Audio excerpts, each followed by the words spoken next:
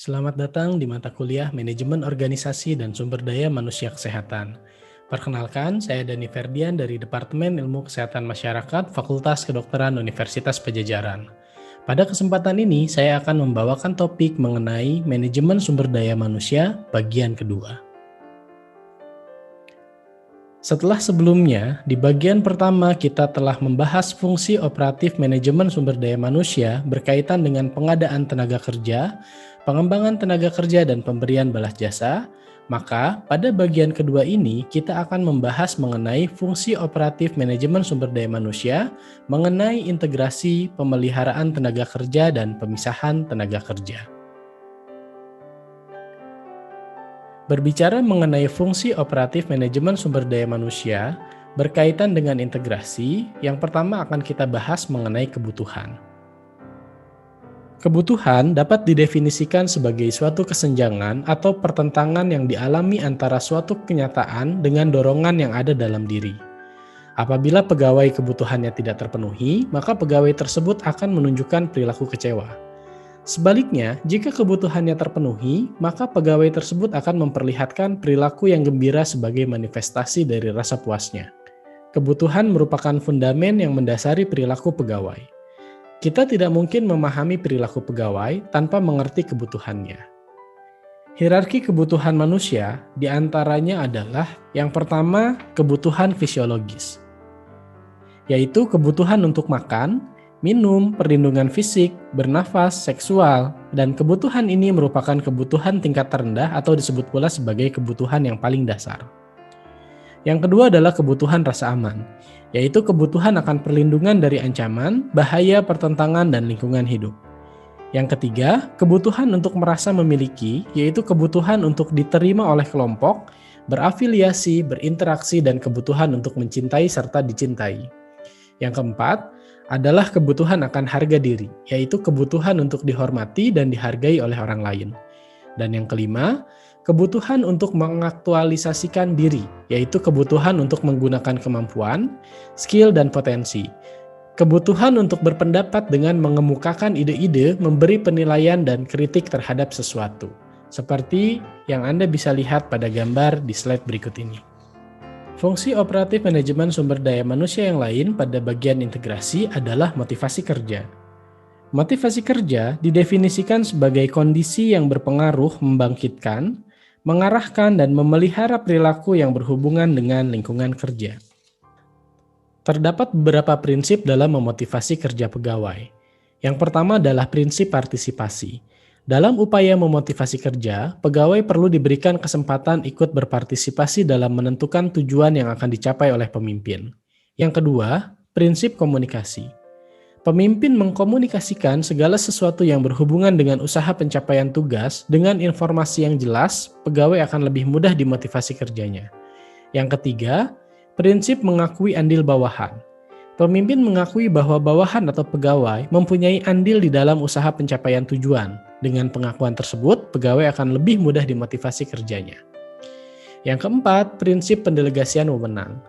Pemimpin yang memberikan otoritas atau wewenang kepada pegawai untuk sewaktu-waktu dapat mengambil keputusan terhadap pekerjaan yang dilakukannya akan membuat pegawai yang bersangkutan menjadi termotivasi untuk mencapai tujuan yang diharapkan oleh pemimpin. Dan yang kelima, prinsip memberi perhatian.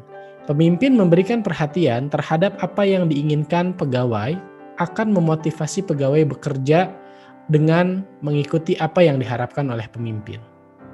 Beberapa teknik memotivasi kerja pegawai antara lain sebagai berikut. Yang pertama, teknik pemenuhan kebutuhan pegawai. Pemenuhan kebutuhan pegawai merupakan fundamen yang mendasari perilaku kerja. Kita tidak mungkin dapat memotivasi kerja pegawai tanpa memperhatikan apa yang dibutuhkannya. Yang kedua adalah teknik komunikasi persuasif. Teknik komunikasi persuasif merupakan salah satu teknik memotivasi kerja pegawai yang dilakukan dengan cara mempengaruhi pegawai secara ekstralogis. Penggunaannya, pertama kali pemimpin harus memberikan perhatian kepada pegawai tentang pentingnya tujuan dari suatu pekerjaan agar timbul minat pegawai terhadap pelaksanaan kerja. Jika telah timbul minatnya, maka hasratnya menjadi kuat untuk mengambil keputusan dan melakukan tindakan kerja dalam mencapai tujuan yang diharapkan oleh pemimpin. Dengan demikian, pegawai akan bekerja dengan motivasi tinggi dan merasa puas terhadap hasil kerjanya. Fungsi operatif manajemen sumber daya manusia pada bidang integrasi yang berikutnya adalah partisipasi kerja. Partisipasi adalah keterlibatan emosi dan mental pegawai dalam situasi kelompok yang menggiatkan mereka untuk menyumbang pada tujuan kelompok serta bertanggung jawab terhadap hal tersebut. Berdasarkan definisi di atas, ada 3 aspek yang sangat penting dalam partisipasi kerja, yaitu keterlibatan emosi dan mental pegawai, motivasi untuk menyumbang atau kontribusi, dan penerimaan tanggung jawab. Yang pertama, keterlibatan emosi dan mental pegawai. Berpartisipasi berarti melibatkan emosi dan mental daripada kegiatan fisik. Keterlibatan psikologis pegawai lebih besar daripada secara fisik. Pegawai yang mempunyai partisipasi kerja tinggi akan tampak dalam perilakunya, yaitu aktivitas kerja yang kreatif dan semangat kerja yang tinggi. Yang kedua, motivasi untuk menyumbang atau kontribusi. Dalam berpartisipasi, motivasi untuk menyumbangkan ide-ide kreatif dan membangun merupakan aspek yang sangat penting. Pegawai-pegawai perlu diberikan kesempatan untuk merealisasikan ide, inisiatif, dan kreativitasnya dalam mencapai tujuan organisasi. Yang ketiga, penerimaan tanggung jawab. Partisipasi kerja menuntut pegawai untuk mampu menerima tanggung jawab dalam kegiatan kelompok. Partisipasi merupakan proses sosial yang melibatkan diri pegawai dalam organisasi untuk mencapai keberhasilan. Fungsi operatif manajemen sumber daya manusia pada bidang integrasi lainnya adalah kepuasan kerja. Kepuasan kerja adalah suatu perasaan yang menyokong atau tidak menyokong diri pegawai yang berhubungan dengan pekerjaannya maupun dengan kondisi dirinya. Kepuasan kerja berhubungan dengan variabel-variabel seperti turnover, tingkat absensi, umur, tingkat pekerjaan, dan ukuran organisasi perusahaan.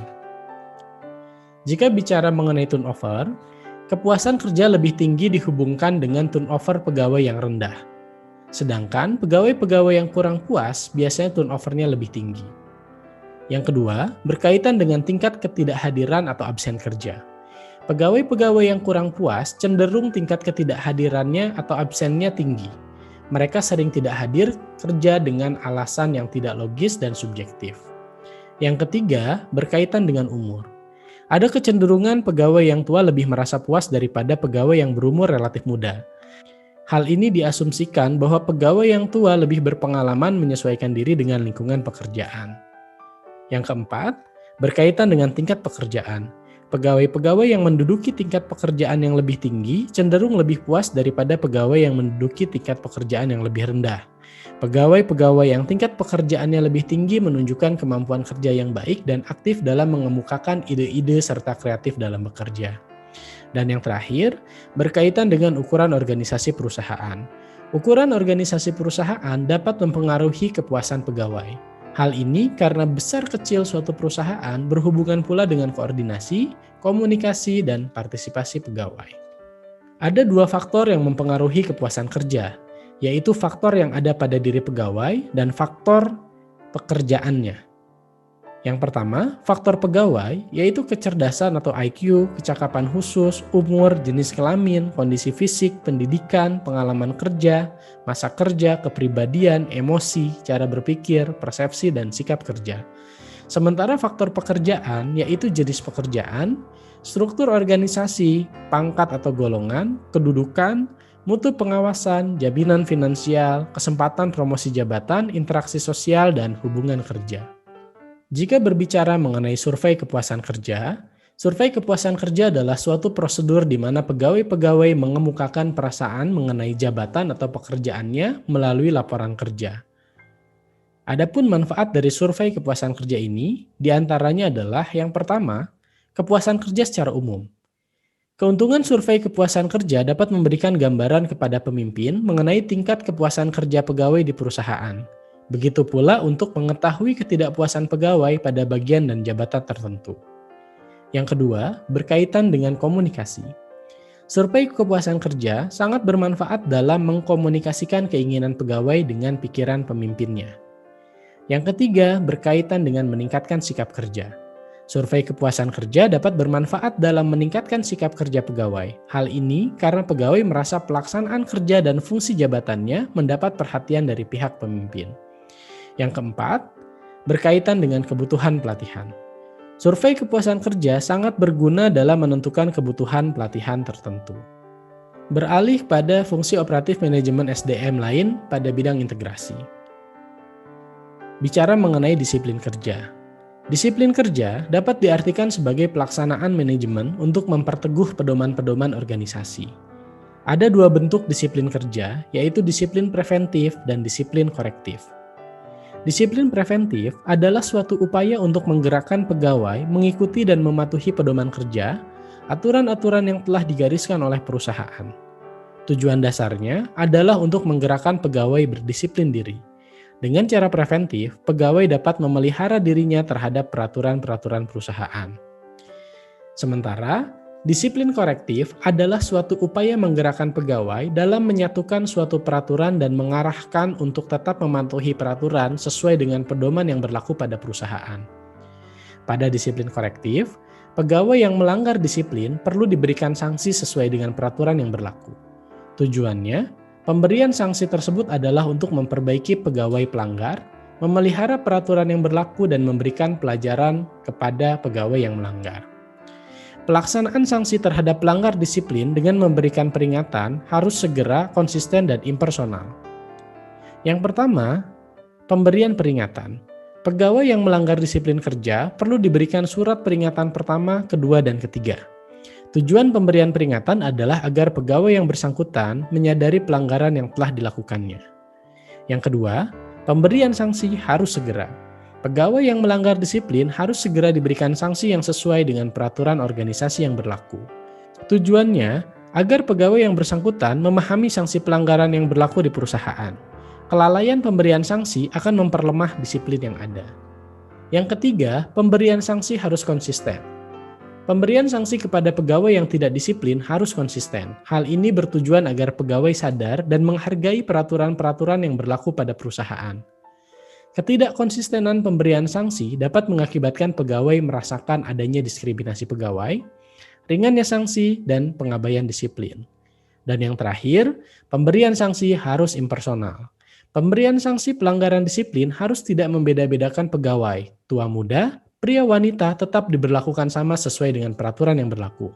Tujuannya, agar pegawai menyadari bahwa disiplin kerja berlaku untuk semua pegawai dengan sanksi pelanggaran yang sesuai dengan peraturan yang berlaku di perusahaan. Fungsi operatif manajemen sumber daya manusia yang lain pada bagian integrasi adalah kepemimpinan. Kepemimpinan adalah cara seorang pemimpin mempengaruhi perilaku bawahan agar mau bekerja sama dan bekerja secara produktif untuk mencapai tujuan organisasi. Ada beberapa gaya kepemimpinan. Yang pertama, kepemimpinan otoriter. Kepemimpinan otoriter adalah jika kekuasaan atau wewenang sebagian besar mutlak tetap berada pada pimpinan. Pengambilan keputusan dan kebijaksanaan hanya ditetapkan sendiri oleh pemimpin. Bawahan tidak diikutsertakan untuk memberikan saran, ide, dan pertimbangan dalam proses pengambilan keputusan. Yang kedua, kepemimpinan partisipatif. Kepemimpinan partisipatif adalah apabila dalam kepemimpinannya dilakukan dengan cara persuasif, menciptakan kerjasama yang serasi, menumbuhkan loyalitas dan partisipasi para bawahan. Pemimpin memotivasi bawahan agar merasa ikut memiliki perusahaan. Gaya kepemimpinan yang ketiga adalah kepemimpinan delegatif. Kepemimpinan delegatif apabila seorang pemimpin mendelegasikan wewenang kepada bawahan dengan agak lengkap. Dengan demikian, bawahan dapat mengambil keputusan dan kebijaksanaannya dengan bebas atau leluasa dalam melaksanakan pekerjaannya. Pemimpin tidak peduli cara bawahan mengambil keputusan dan mengerjakan pekerjaannya, sepenuhnya diserahkan kepada bawahan. Dan yang keempat, gaya kepemimpinan situasional. Penekanan pendekatan situasional adalah pada perilaku pemimpin dan anggota dalam kelompok dan situasi yang variatif. Menurut kepemimpinan situasional, tidak ada satupun cara yang terbaik untuk mempengaruhi orang lain. Gaya kepemimpinan mana yang harus digunakan terhadap individu atau kelompok tergantung pada tingkat kesiapan orang yang akan dipengaruhi. Sementara, gaya pengambilan keputusan dapat dikelompokkan menjadi gaya otoratif, gaya konsultatif, gaya fasilitatif, dan gaya delegatif. Gaya otoratif diterapkan pada situasi ketika manajer memiliki pengalaman dan informasi untuk menghasilkan konklusi. Sementara, pengikut tidak memiliki kemampuan, kesediaan, dan keyakinan untuk memecahkan masalah. Jadi, manajer harus membuat keputusan tanpa bantuan pengikut. Yang kedua, gaya konsultatif adalah strategi yang tepat apabila manajer mengenali bahwa pengikut juga mempunyai beberapa pengalaman atau pengetahuan tentang masalah dan bersedia memecahkan masalah meskipun belum mampu. Yang ketiga adalah gaya fasilitatif, merupakan upaya kooperatif yaitu manajer dan pengikut bekerja sama mencapai keputusan bersama. Dan yang terakhir, gaya delegatif digunakan terhadap pengikut yang memiliki tingkat kesiapan, yang memiliki pengalaman dan informasi yang diperlukan untuk keputusan atau rekomendasi yang layak. Berlanjut pada pembahasan fungsi operatif manajemen sumber daya manusia yang lain, yaitu pada bagian pemeliharaan. Salah satu aspek yang dibahas pada bagian pemeliharaan adalah komunikasi kerja. Komunikasi dapat diartikan sebagai proses pemindahan suatu informasi, ide, pengertian dari seseorang kepada orang lain dengan harapan orang lain tersebut dapat menginterpretasikan sesuai dengan tujuan yang dimaksud. Ada dua tinjauan faktor yang mempengaruhi komunikasi, yaitu faktor dari pihak sender atau disebut pula komunikator, dan faktor dari pihak receiver atau komunikan. Faktor dari pihak sender atau komunikator yaitu keterampilan, sikap, pengetahuan sender, media saluran yang digunakan. Jika bicara mengenai keterampilan sender sebagai pengirim informasi, ide, berita, pesan perlu menguasai cara-cara penyampaian pikiran, baik secara tertulis maupun lisan. Yang kedua, sikap sender. Sikap sender sangat berpengaruh pada receiver. Sender yang bersikap angkuh terhadap receiver dapat mengakibatkan informasi atau pesan yang diberikan menjadi ditolak receiver. Begitu pula, sikap sender yang ragu-ragu dapat mengakibatkan receiver menjadi tidak percaya terhadap informasi atau pesan yang disampaikan. Yang ketiga, pengetahuan sender. Sender yang mempunyai pengetahuan luas dan menguasai materi yang disampaikan akan dapat menginformasikannya kepada receiver sejelas mungkin. Dan yang terakhir, media saluran yang digunakan oleh sender. Media atau saluran komunikasi sangat membantu dalam penyampaian ide, informasi, atau pesan kepada receiver. Sementara, faktor dari pihak receiver yaitu keterampilan receiver, sikap receiver, pengetahuan receiver, dan media saluran komunikasi. Yang pertama, keterampilan receiver dalam mendengar dan membaca pesan sangat penting. Yang kedua, sikap receiver terhadap sender sangat mempengaruhi efektif tidaknya komunikasi. Misalnya, receiver bersifat a priori, meremehkan, berprasangka buruk terhadap sender, maka komunikasi menjadi tidak efektif dan pesan menjadi tidak berarti bagi receiver. Yang ketiga, pengetahuan receiver sangat berpengaruh pula dalam komunikasi. Receiver yang mempunyai pengetahuan yang luas akan lebih mudah dalam menginterpretasikan ide atau pesan yang diterimanya dari sender. Dan yang terakhir, media saluran komunikasi yang digunakan sangat berpengaruh dalam penerimaan ide atau pesan. Ada 3 rintangan dalam berkomunikasi, yaitu rintangan pribadi, rintangan fisik, dan rintangan bahasa. Rintangan pribadi yang dimaksud adanya hambatan pribadi yang disebabkan karena emosi, alat indera yang terganggu, kebiasaan-kebiasaan yang berlaku pada norma atau nilai budaya tertentu. Sementara, rintangan fisik yang dimaksud adalah terlalu jauh jarak tempat berkomunikasi antara sender dan receiver. Dan yang terakhir, rintangan bahasa yang dimaksud adalah kesalahan dalam menginterpretasikan istilah kata. Berlanjut pada pembahasan, fungsi operatif manajemen sumber daya manusia pada bidang pemeliharaan yang lain berkaitan dengan konflik dan stres kerja. Konflik adalah suatu pertentangan yang terjadi antara apa yang diharapkan oleh seseorang terhadap dirinya, orang lain, organisasi, dengan kenyataan apa yang diharapkannya. Sementara, stres kerja adalah perasaan tertekan yang dialami karyawan dalam menghadapi pekerjaan.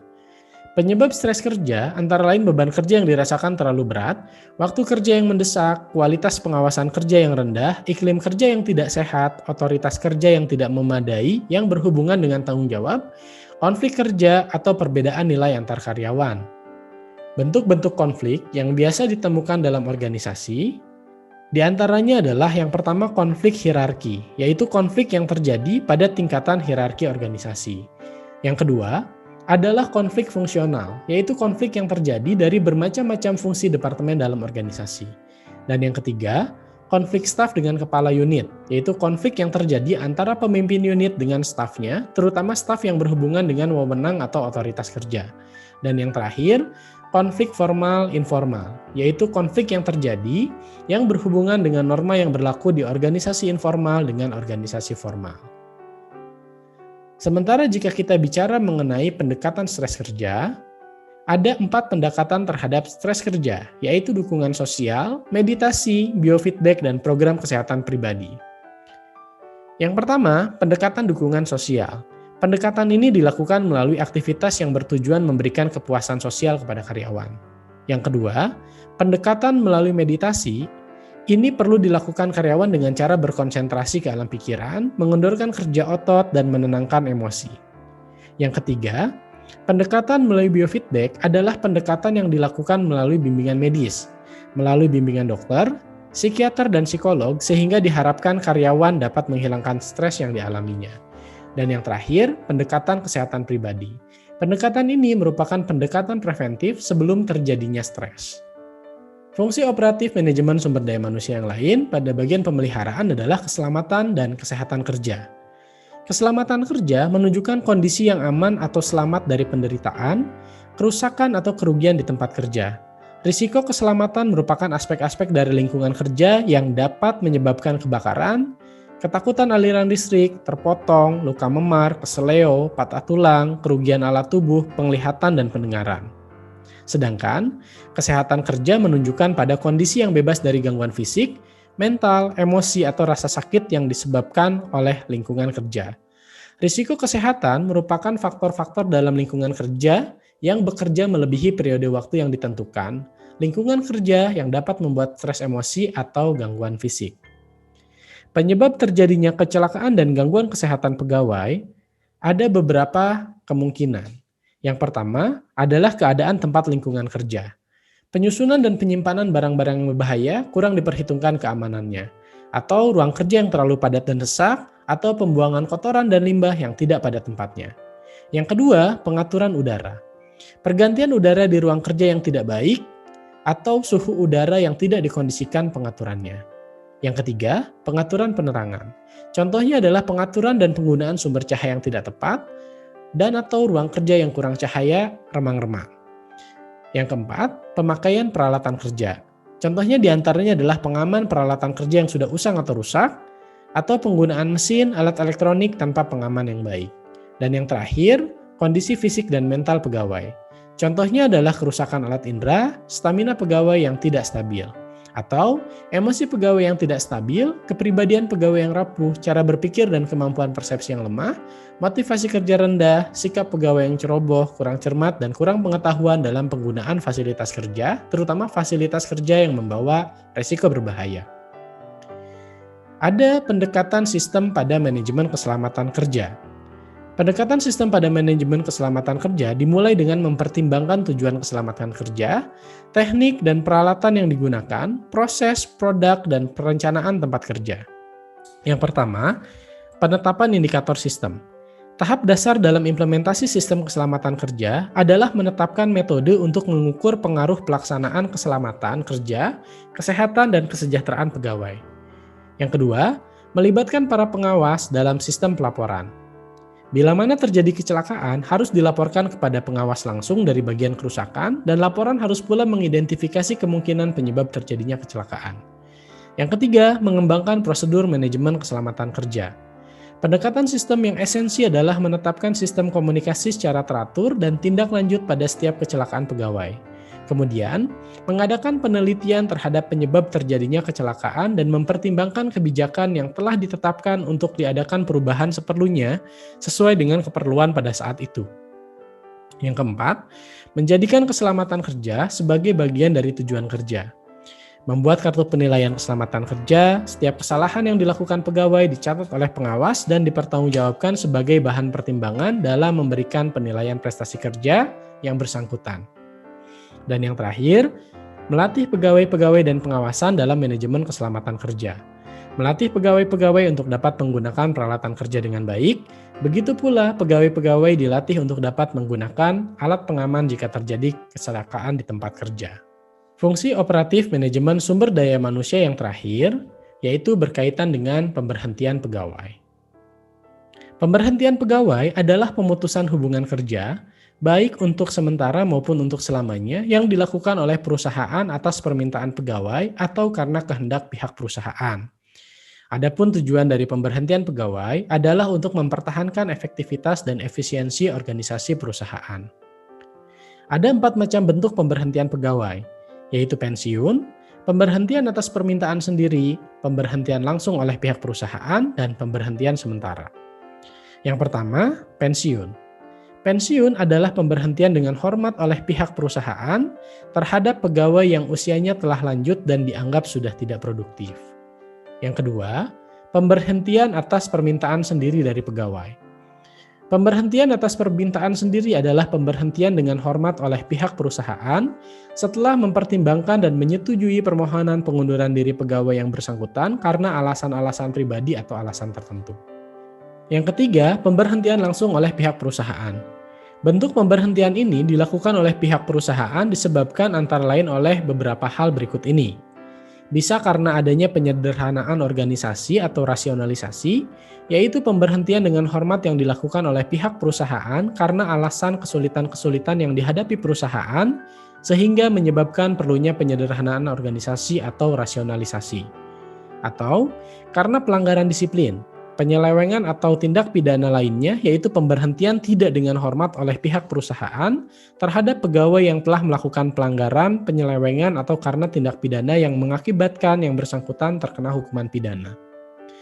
Atau yang ketiga, pemberhentian langsung oleh pihak perusahaan dikarenakan ketidakmampuan pegawai yang bersangkutan, yaitu pemberhentian dengan hormat oleh pihak perusahaan terhadap pegawai yang dianggap tidak dapat menunjukkan kemampuan atau prestasi yang baik.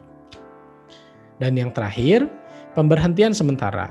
Pemberhentian sementara ini dapat terjadi antara lain dikarenakan alasan kesulitan-kesulitan yang dihadapi oleh perusahaan, yaitu pemberhentian oleh pihak perusahaan dalam jangka waktu tertentu yang disebabkan oleh kondisi perusahaan yang kurang menguntungkan atau menurunnya aktivitas usaha.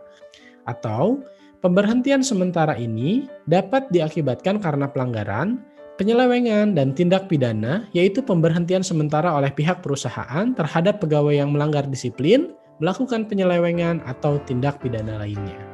Demikian pembahasan mengenai topik manajemen sumber daya manusia bagian kedua. Terima kasih, sampai jumpa pada pembahasan topik lainnya.